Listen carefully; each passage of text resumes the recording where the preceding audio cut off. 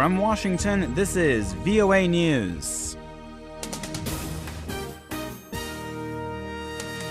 Heavy fighting erupts in Libya's main eastern city, and Ukraine's president condemns rebel-held votes in the country's east. I'm Michael Lipin, reporting from Washington. In eastern Libya, pro-government forces have attacked Islamist militants occupying the city of Benghazi. Heavy shelling set parts of the city ablaze on Monday, and black smoke rose above its central district. A Libyan army spokesman said the aim of the offensive is to clear the Benghazi area of armed Islamist groups.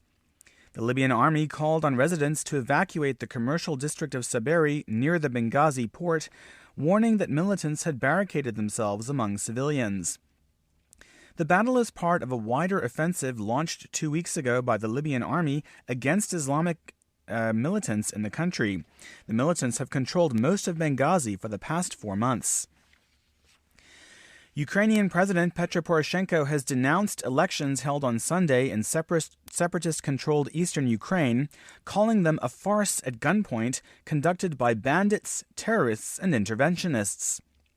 Mr. Poroshenko, speaking Monday on national television, called the pro-Russian rebel-organized elections a gross violation of a 2-month-old ceasefire deal.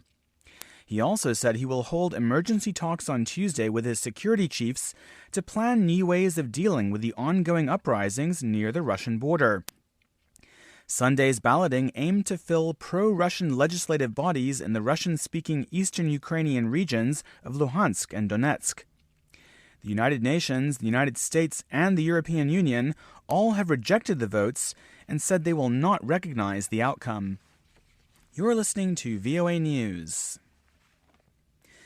U.S. Secretary of State John Kerry held a meeting on Monday with ambassadors from countries backing a U.S.-led coalition against Islamic State militants in Iraq and Syria. VOA State Department correspondent Scott Stearns has more. State Department spokeswoman Jen Psaki says Secretary Kerry met with about 60 Washington-based ambassadors from countries involved in the fight against Islamic State militants because diplomacy is an important part of the coalition.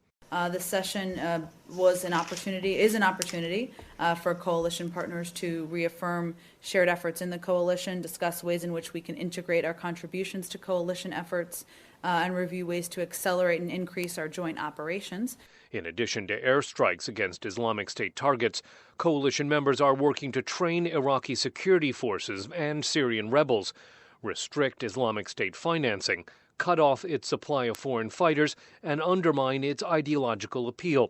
Secretary Kerry's talks Monday with ambassadors from coalition countries follows President Obama's meeting last month with coalition defense chiefs, at which he said this will be a long-term campaign with periods of progress and setbacks. Scott Stearns, VOA News at the State Department.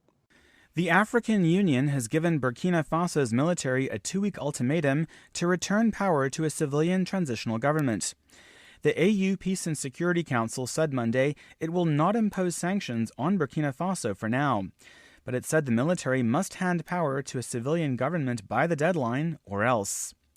Burkina Faso's interim military ruler, Lieutenant Colonel Isaac Zida, met with diplomats on Monday, a day after holding talks with religious leaders. News agencies quote Zida as saying the military will cede power to a transitional body led by a consensus leader. He did not give a time frame for the transition. There were no reports of unrest in the capital, Ouagadougou. On Sunday, demonstrators called on Mr. Zida to step down. One person was killed when soldiers fired on a crowd outside the state television station. Border guards from Pakistan and India have gone ahead with a flag-lowering ceremony at their main border post a day after a suicide attack there killed 55 people and wounded more than 100 others. Authorities initially had planned to cancel Monday's ceremony at the Wagah crossing due to the attack. But they later decided to proceed, and hundreds of men, women, and children came to watch. A Pakistani Army Corps commander said the high turnout proved that terrorists cannot lower the spirit of the nation. Well, you can find more on those stories by checking our website at voanews.com.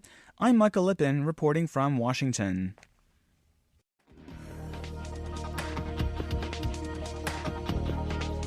That's the latest world news from VOA.